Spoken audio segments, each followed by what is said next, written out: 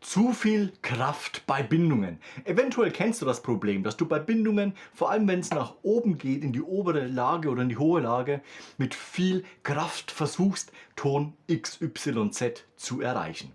Wichtig ist hier, wir machen genau das Gegenteil. Wir versuchen, die körperliche Anstrengung, also dieser Luftdruck, der entsteht durch höhere Lagen, zu reduzieren. Erstes, wir spielen also nicht zu laut. Das ist schon mal eine wichtige Sache. Und jetzt, wenn es nach oben geht, versuchen wir nicht das Ganze mit einem Crescendo zu erreichen, sondern wir versuchen das, was wir hier tun, beizubehalten. Was ändert sich denn dadurch? Der Ansatz spannt sich an, die Zungenposition verändert sich und dadurch, dass der Ansatz hier angespannt ist, weniger Luft entweichen kann, steigt der Druck im Körper sowieso.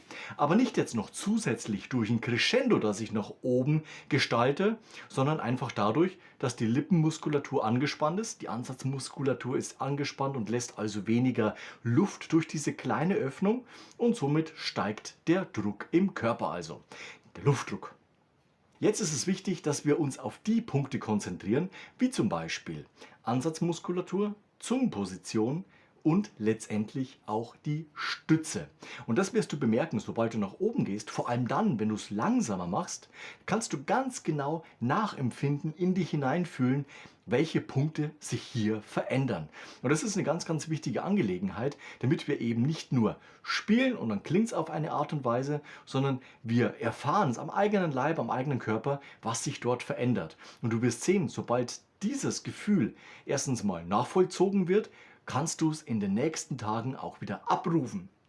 Und somit kannst du es trainieren und eben letztendlich in deinen Fertigkeitenkoffer mit einpflegen.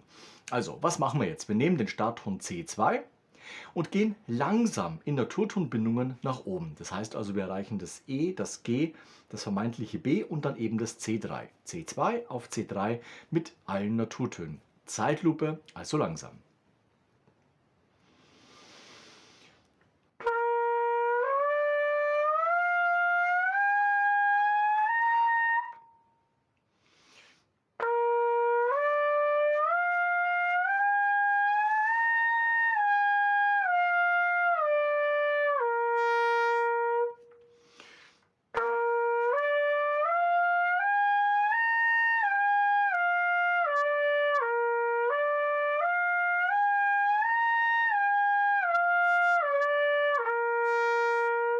Wir bleiben also in diesem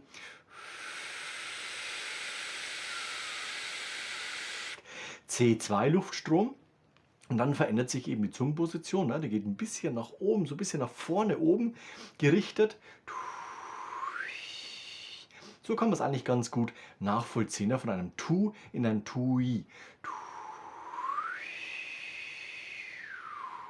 Nicht zu viel machen natürlich. Und dann ist nämlich hier der Luftstrom zu, da kommt nichts mehr.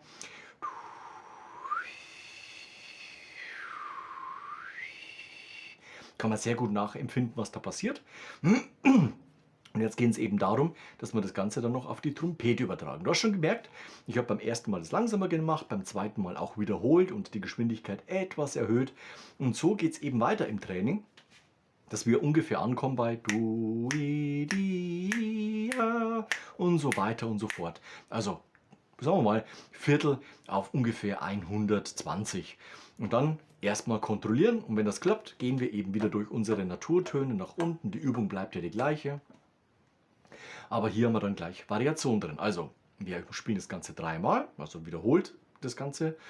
Und wir erhöhen das Tempo eben auf dieses. 1, 2, 3.